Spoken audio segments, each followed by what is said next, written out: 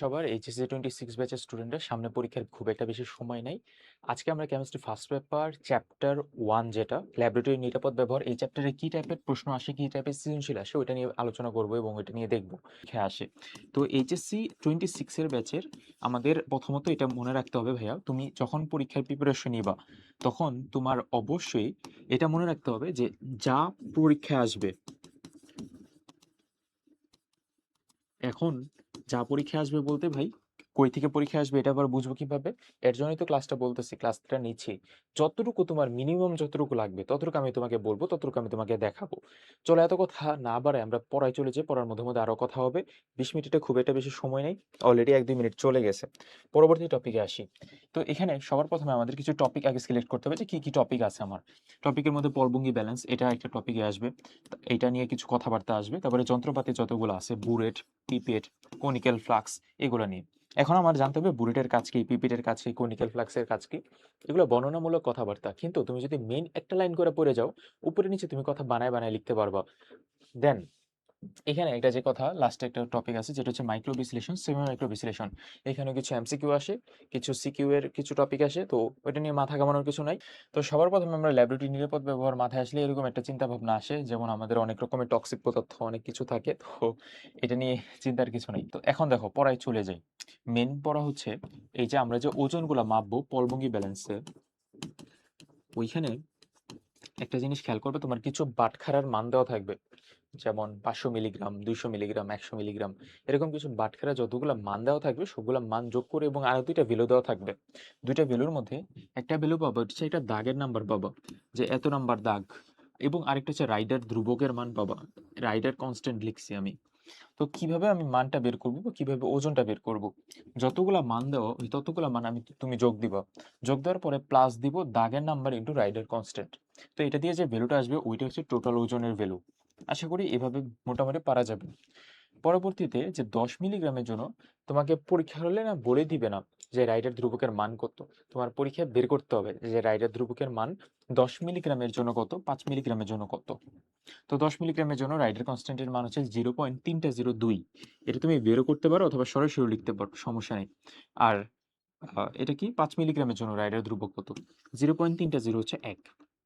তো এই দুইটা ইম্পর্টেন্ট ইনফরমেশন আমরা মনে রাখবো, এই দুইটা কিন্তু এমসিকিউতেও আসবে।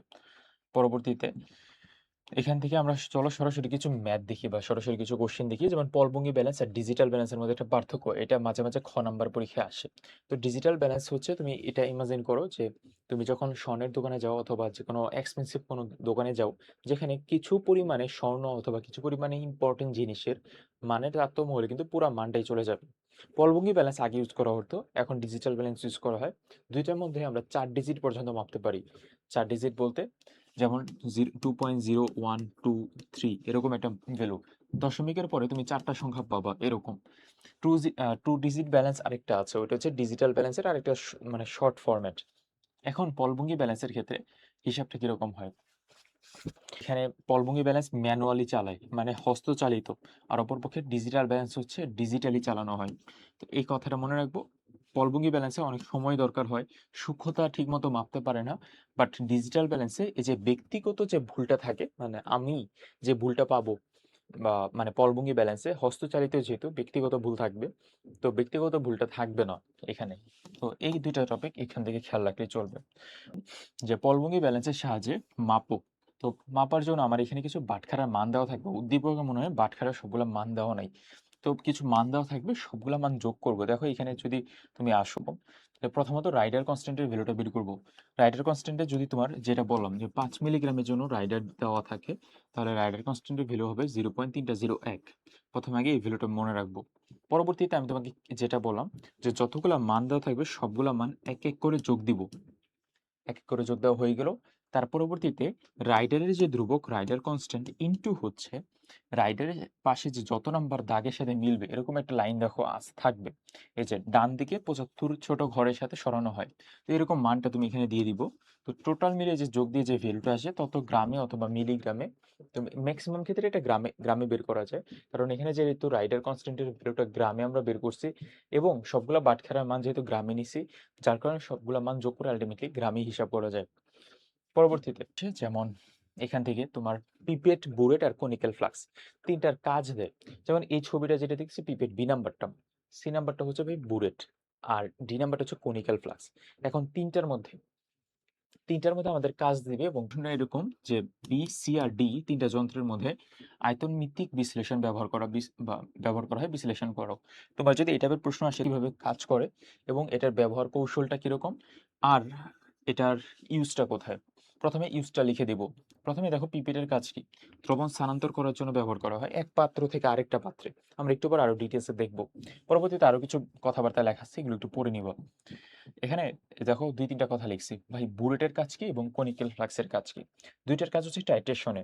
তো টাইট্রেশন যদি তোমার মনে না থাকে তাহলে এই ছবিটার দিকে তাকাই। একটা জানা দ্রবণের সাহায্যে একটা অজানা দ্রবণের যে ঘনমাত্রা নির্ণয় করা হয়, এই ঘটনা হচ্ছে টাইট্রেশন। তো এই টাইট্রেশনের ক্ষেত্রে আমরা একটা জানা দ্রবণ নেই বুরেটে এবং অজানা দ্রবণ নেই হচ্ছে কনিক্যাল ফ্লাক্সে।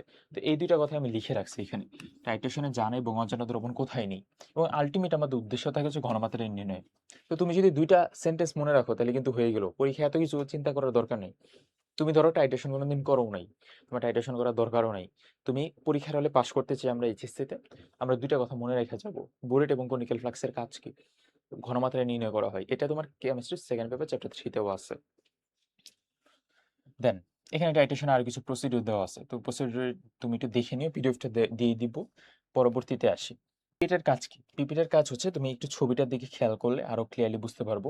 তো একটা পাত্র থেকে স্থানান্তর করব, এখান থেকে কিছু পরিমাণে দ্রবণ নিব, দ্রবণ নিয়ে আরেকটা পাত্রে আমি স্থানান্তর করব। তো এটাই তো পিপিটের কাজ কি, আবারও বলি, দ্রবণ স্থানান্তরে ব্যবহার করা হয়। পরবর্তীতে বুলেটের কাজ কি, জানা দ্রবণের ঘনমাত্রা রাখা হয় ইন টাইট্রেশন। আর কনিক্যাল ফ্লাক্সের কাজ কি, অজানা দ্রবণের ঘনমাত্রা রাখা হয়। তো এই তো হয়ে গেল আমাদের বুলেট, পিপেট, কনিক্যাল ফ্লাক্স। পলভঙ্গি ব্যালেন্স তো পারবা না, পলভঙ্গি ব্যালেন্স মনে আছে তো, তাহলে যতগুলা মান আছে মানগুলো আমি যোগ দিব, প্লাস রাইডার কনস্ট্যান্ট ইনটু একটা দাগ নাম্বার দেওয়া থাকবে এটা। তো আমি সাজেশন দিব ভাইয়া, এই চ্যাপ্টার থেকে খুব একটা প্রশ্ন আসবেও না আর অ্যান্সারও করবো না। যদি আমরা এখন দিয়ে ঠেলায় পড়ে যাই তাহলে পরীক্ষায় অ্যান্সার করতে যাবো। তো এটাই বুলেট, পিপেট, কনিক্যাল ফ্লাক্সের কাজ হয়ে গেল। এখন পরবর্তীতে বুলেটের ব্যবহার কৌশলের ক্ষেত্রে এখানে দেখো একটা ইম্পর্টেন্ট লাইন দেওয়া, যে আয়তনমিতিক বিশ্লেষণের সময় বাম হাতের বৃদ্ধাঙ্গুলি ও তর্জনী ব্যবহার করে বুলেটের স্টপ কর খুলতে হবে এবং বন্ধ করতে হবে। এই লাইনটা তুমি একটু পড়ে যাবা পরীক্ষায়। এরকম ভাবে আরো এক ধরনের লাইন আছে এই কনিক্যাল ফ্লাক্সের কাজের সময়, যে ডান হাতে কনিক্যাল ফ্লাক্সের উপরিভাগ ধরে বুলেটের ছিদ্রকে বাম হাতের আঙ্গুল দ্বারা নিয়ন্ত্রণ করা হয়। তো এখানে একটা ইম্পর্টেন্ট ব্যাপার, হাতের হাতের ব্যাপারের মধ্যে দেখো একটা ইম্পর্টেন্ট যেটা বলতেছিলাম, যে ডান হাতে তোমার ইউজ করা হয়েছে কনিক্যাল ফ্লাক্স, এবং অপরপক্ষে বুলেটের যে হিসাবগুলা ওটা হবে আমার বাম হাতে। তো এইটাই, যে বাম হাতের বৃদ্ধাঙ্গুলি এবং তর্জনীর সাহায্যে আমি ইউজ করব। তোমার যদি কিছু মনে না থাকে তাহলে দুইটা কথা মনে রেখে যাবো, ডান হাতে আমি কনিক্যাল ফ্লাক্স এবং বাম হাতে আমি বুলেট নিব, বুলেটের মধ্যে বৃদ্ধাঙ্গুলি এবং তর্জনীর সাহায্যে চালাবো। এই তো হয়ে গেল। পরবর্তীতে আরো অনেক কথাবার্তা আছে, এগুলো একটু দেখতে চাইলে দেখতে পারো, না চাইলেও সমস্যা নেই। পরবর্তীতে আরো একই ধরনের কোশ্চেন, এটা বুলেট, পিপেট, কনিক্যাল ফ্লাক্সের কোশ্চেন। তো একটা গ নাম্বার অথবা ঘ নাম্বার একটা ঘুরে ফিরে দেখবে যে এরকম প্রশ্ন পাইছো। এখানে কিছু হ্যাজার্ড সিম্বল নিয়ে কথাবার্তা। হ্যাজার্ড সিম্বল পরীক্ষায় সৃজনশীল আসতে পারে, নাও আসতে পারে। তো আমরা কিছু হ্যাজার্ড সিম্বল যা শিখে যাব বা দেখে যাব। এই প্রতীক এক্স এর নিচে এখানে এন আছে, তো এটা হচ্ছে হার্মফুল। তারপর এক্স এর পাশে এখানে আই আছে, এটা হচ্ছে ইরিটেন্ট। তারপর দেখো একটা জল করে জ্বলতেছে, এটা হচ্ছে ফ্ল্যামেবল। তুমি প্রতীকগুলো যা শিখে যাবে যে এটা কিসের প্রতীক, এতটুকু। এটা হচ্ছে ফ্ল্যামেবল। তারপরে হচ্ছে ফ্ল্যামেবলের পাশে এখানে যদি প্লাস দিই তাহলে ফ্ল্যামেবল প্লাস। ফ্ল্যামেবল পদার্থ হচ্ছে দাহ্য পদার্থ। দাহ্য পদার্থগুলো তোমার জেনে যেতে হবে, এটা ইম্পর্টেন্ট। তুমি যদি পর্যায় সারণীর গ্রুপ এবং গ্রুপ 2 এর মৌলগুলো দেখো তাহলে ওগুলো হচ্ছে ফ্ল্যামেবল পদার্থ ম্যাক্সিমাম ক্ষেত্রেই। সোডিয়াম, সোডিয়াম হাইড্রাইড, লিথিয়াম, এগুলো। জিঙ্ক পাউডার মনে রাখতে পারলে মনে রাখতে পারো। এক্সট্রিমলি ফ্ল্যামেবল কারা, এটা হচ্ছে এলপিজি, সিএনজি। তুমি এটা চিন্তা করো যে সিএনজি ব্রাস্ট হয় বা সিএনজি স্টেশনে ব্রাস্ট হয়, এলপিজি গ্যাস ব্রাস্ট হয়, তো ওইভাবে মনে রাখা যায় এলপিজি সিএনজি হচ্ছে এক্সট্রিমলি ফ্ল্যামেবল। তার পরবর্তীতে ই ফর এক্সপ্লোসিভ। এক্সপ্লোসিভ দিয়ে তুমি কি কি এক্সাম্পল মনে রাখতে পারো, এখানে এক্সপ্লোসিভের মধ্যে তুমি টিএনটি, মেটালাজাইটস এগুলো মনে রাখতে পারো। তো যেটা পাহাড় ধ্বংস করতে ইউজ করা হয়, অথবা যে কোনো কিছু সমতল করতে ইউজ করা হয়, অথবা তোমার গান পাউডারের মধ্যে থাকে। মোটামুটি অনেক কিছু গান পাউডারের মধ্যে বলতে কার্টিজের মধ্যে থাকে, টিএনটি যেটা বিস্ফোরক পদার্থ, মেটালাজাইটস এগুলোর মধ্যে থাকবে হচ্ছে এক্সপ্লোসিভ। তারপর এনভায়রনমেন্টালি টক্সিক। তাহলে কি করা যেতে পারে? প্রতীকগুলো দেখে চিনা যাইতে পারে যে কোনটা কিসের প্রতীক, এবং এই প্রতীকগুলোর এক্সাম্পলগুলো তুমি যদি পারো একটা একটা করে এক্সাম্পল দেখে যাবা আগে, তারপরে পারলে দুইটা করে এক্সাম্পল দেখা যাবা। একদম সবকিছু যে মুখস্থ করতে পারে এরকম কিন্তু কিছু না। এখন আসি, তোমাকে যদি সৃজনশীল প্রশ্ন করে কিভাবে সংরক্ষণ করব একটা কম্পাউন্ড দিয়ে, যদি বলে লাইক সোডিয়াম কিভাবে সংরক্ষণ করব, তো সবগুলো না একই কথা তুলে ফেলবা। যেমন আমরা এমনভাবে সংরক্ষণ করব যেন এইখানে অন্য কোনো পদার্থের সংস্পর্শ না হয়। আমরা এমনভাবে সংরক্ষণ করব যেন আমরা সহজে হাত না দিতে পারি। তারপর যখন ইউজ করব তখন নিরাপদ চশমা যেন ইউজ করতে পারি, মাস্ক যেন ইউজ করতে পারি। বানায় কথাগুলো লিখে দিবা। ঠিক আছে? পরবর্তীতে এখানে তো এটা তাহলে কিসের এক্সাম্পল? তাহলে তোমার যদি বলে এরকম একটা ছবি যদি থাকে তাহলে এটা তুমি কি বলবা? তোমার হচ্ছে ভাই এটা এক্সপ্লোসিভ। ই পারা যাবে তো তাহলে? অবশ্যই পারা যাবে। পরবর্তীতে দেখো কত ইজি কোশ্চেন। তারপরে একটা সৃজনশীল আছে এখানে, যেমন এই যে উদ্দীপকের কোন পদ্ধতিতে পরিবেশ বান্ধব, তো এখানে অনেকগুলা হিসাব নিকাশ দেওয়া। যেমন এই এক্স পদ্ধতিতে 10 মিলিগ্রাম ইউজ করা হয়, আর আরেকটাতে ওয়াই পদ্ধতিতে 0.5 গ্রাম ইউজ করা হয়। এখন দুইটার মধ্যে কোনটা হচ্ছে পরিবেশ বান্ধব, এই টাইপের কোশ্চেন পাইলে তোমার মাথায় আগে ক্লিক করা উচিত তাহলে ভাই প্রশ্নটা করছে কোন টপিক থেকে। এটা হচ্ছে মাইক্রো, সেমি মাইক্রো এবং ম্যাক্রো বিশ্লেষণ পদ্ধতি।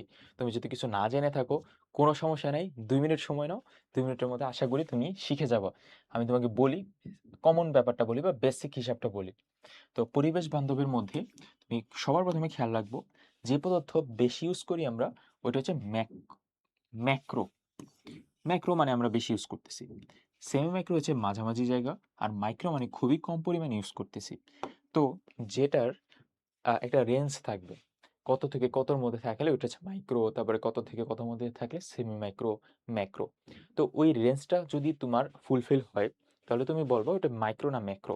এখন তুমি একটা কমন সেন্স দিয়ে একটা কোশ্চেন অ্যান্সার দাও যে একটা পদার্থ আমি যদি খুবই কম পরিমাণে ইউজ করি, বা এমন একটা আমি এনভায়রনমেন্ট বা এমন একটা সিস্টেম তৈরি করছি যে সিস্টেমের মধ্যে আমার খুব কম পরিমাণে পদার্থ লাগে, ওই পদার্থগুলা তাহলে পরিবেশ বান্ধব অবশ্যই, বা ওই হিসাবটা বা ওই যে বিশ্লেষণ পদ্ধতিটা সেটা হচ্ছে মোর ভ্যালুয়েবল বা মোর এনভায়রনমেন্টালি হেলদি। তো মাইক্রো বিশ্লেষণ হচ্ছে সব থেকে ভালো, সেমি মাইক্রো তারপরে, ম্যাক্রো তারপরে। তাহলে তোমার যদি দুইটার মধ্যে তুলনা করতে বলে, যেমন ম্যাক্রো পদ্ধতি এবং সেমি মাইক্রো পদ্ধতির মধ্যে, তাহলে তুমি বলবে যে সেমি মাইক্রো বেশি ভালো। এখন কেন ভালো? কারণ কম লাগে পদার্থগুলা। এখন দেখো একটা টেকনিক বলি যে ভাই রেঞ্জটা কিভাবে মনে রাখবো। প্রথমত মাইক্রো বিশ্লেষণ পদ্ধতি 0.5 থেকে 2, এটা আগে মনে রাখবো। 0.5 থেকে 2 কি গ্রাম। সেমি মাইক্রোতে তাহলে আরেকটু কমে যাবে ভ্যালুটা, মাইক্রোতে আরো একটু কমে যাবে ভ্যালুটা। তো কিভাবে মনে রাখা যায়? 0.5 থেকে 2 হলে পরেরটা হচ্ছে একটা ঘর বাম দিকে আনবো। 0.05 থেকে 0.2 এত গ্রাম। মিলিগ্রামে যদি কনভার্ট করতে বলে তাহলে তুমি 1000 দিয়ে গুণ দিয়ে দিবা, তাহলে মিলিগ্রামে কনভার্ট হয়ে যাবে। পরবর্তীতে মাইক্রো বিশ্লেষণ পদ্ধতি হচ্ছে আরো এক ঘর বামে দিয়ে দিব, 0.005 থেকে 0.02 গ্রাম। এই তো, এটাই। এরপরে যদি তোমার গ্রামে না দেওয়া থাকে, যদি আয়তনে দেওয়া থাকে এমএলএ, তখন কিভাবে বের করা যায়? তখন এই তো একই নিয়মই, এক ঘর বামে দিয়ে দিব দশমিক, তাহলে 0.2 থেকে 2 থেকে এখানে 4 এমএল হবে। তো 2 থেকে 3 এমএল বলেও সমস্যা নেই, ওইভাবে খুব একটা যে ভুল হবে এরকম না। পরেরটা হচ্ছে 0.2 থেকে 0.4, অথবা এখানে একটা সংখ্যা হবে 0.2 থেকে 1 এমএল হবে, 1 এমএল। তো এই দুইটা রেঞ্জ মনে রাখবো। তারপর তাহলে ভালো কোনটা? এটা সব থেকে ভালো।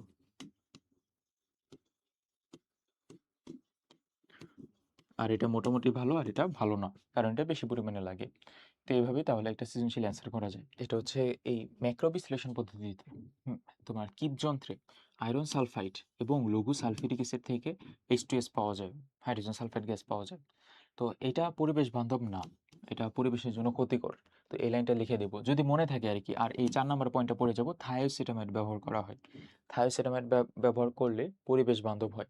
থায়োসিটামাইডের সংকেতটা ওইখান থেকে দেখে যাবো, যে CH3 CSNH2। পরবর্তীতে এখানে তাহলে সেমি মাইক্রোতে কম সময় লাগে, যেটা ভালো এখানে কম সময় লাগবে, যেটা খারাপ এখানে বেশি সময় লাগবে। সেমি মাইক্রো পদ্ধতিতে বজ্র কম হবে, আর এখানে ম্যাক্রো পদ্ধতিতে বেশি হবে।